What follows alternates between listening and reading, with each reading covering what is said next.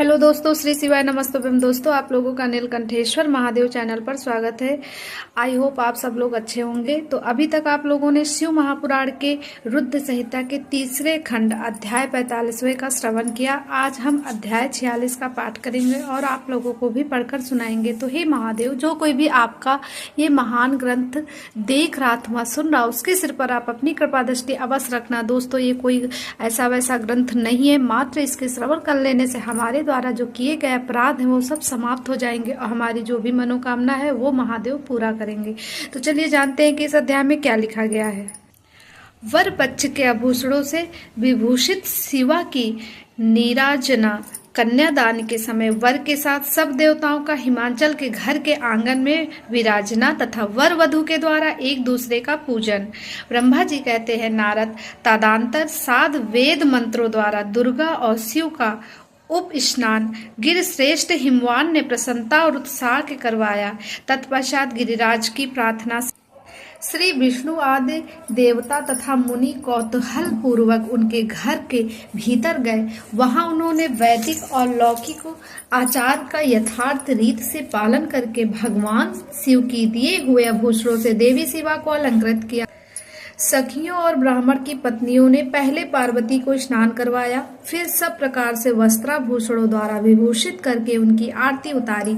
तीनों लोकों की जननी महाशैल पुत्री सुंदरी शिवा दिव्य वस्त्राभूषणों से सुसज्जित होकर मन ही मन भगवान शिव का ध्यान करती हुई वहीं बैठी। उस समय उनकी सभी बड़ी शोभा हो रही थी। उस अवसर पर दोनों पक्षों में महान आनंददायक उत्सव होने लगा। ब्राह्मणों को शास्त्रोक्त रीति से नाना प्रकार का दान दिया गया। अन्य लोगों को भी वहां भांति भांति के बहुत से द्रव्य बांटे गए।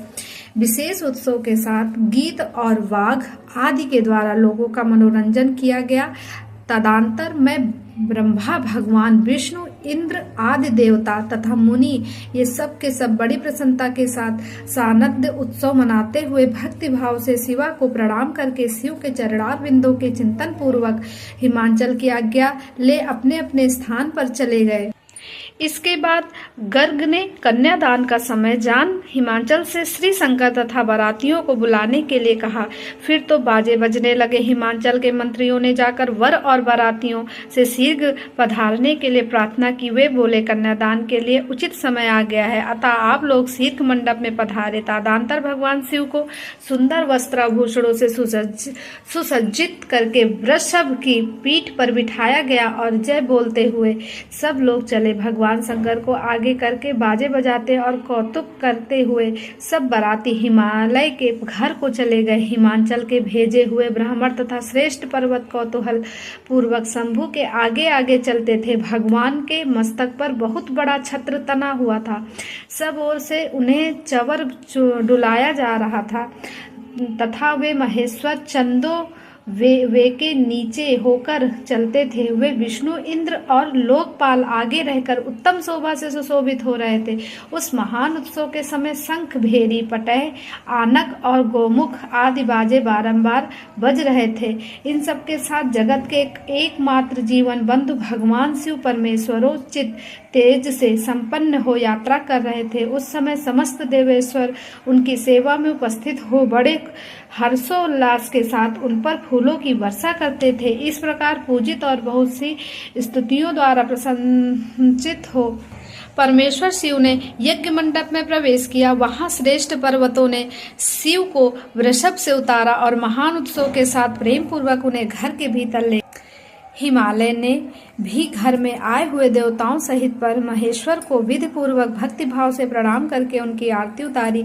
फिर महान उत्सव पूर्वक अपने भाग्य की सराहना करते हुए उन्होंने अन्य समस्त देवताओं और मुनियों को प्रणाम करके उन सबका समादर किया। श्री विष्णु सहित महेश्वर को सात मुख्य देवताओं को पाग अर्थ देकर हिमालय उन्हें अपने भवन के भीतर ले गए और आंगन में रत्नमय सिंहासनों के ऊपर मुझको, विष्णु को, शंकर जी को तथा अन्य विशिष्ट व्यक्तियों को बिठाया। उस समय मैना ने अपनी सखियों, ब्राह्मण पत्नियों तथा अन्य और निधियों के साथ आकर सानध्य आरती उतारी। कर्म कांड के ज्ञाता पुरोहित महात्मा शंकर के लिए मध पर्क पूजन आदि जो जो आवश्यक कृत्य थे उन सबको हर्ष संपन्न किया। फिर मेरे कहने से पुरोहित ने प्रस्ताव के अनुरूप उत्तम मंगलमय कार्य आरंभ किया।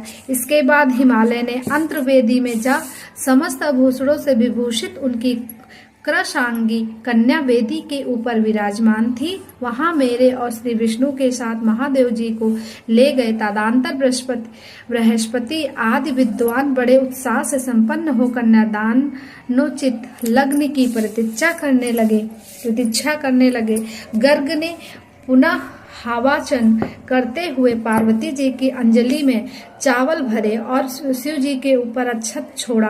परम उदार सुमुखी पार्वती ने दही, अक्षत, कुश और जल से वहां रुद्र देव का पूजन किया, जिनके लिए शिवा ने बड़ी भारी तपस्या की थी।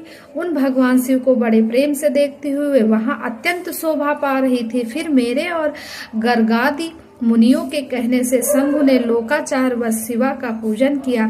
इस प्रकार परस्पर पूजन करते हुए वे दोनों जगन्मय पार्वती परमेश्वर वहां सुशोभित हो रहे थे। त्रिभुवन की शोभा से संपन्न हो परस्पर देखते हुए उन दोनों दाम्पति की लक्ष्मी आदि देवियों ने विशेष रूप से आरती उतारी। तो दोस्तों यहीं पर समाप्त हुआ 46वां अध्याय। अब इसके आगे की कथा हम जानेंगे 47वें अध्याय में। तो दोस्तों अगर ये कथा आप लोगों को शिव जी की अच्छी लगी हो तो चैनल को सब्सक्राइब करें, लाइक करें, शेयर करें और ज़्यादा से ज़्यादा लोगों तक भेजें। श्री शिवाय नमस्तुभ्यम दोस्तों।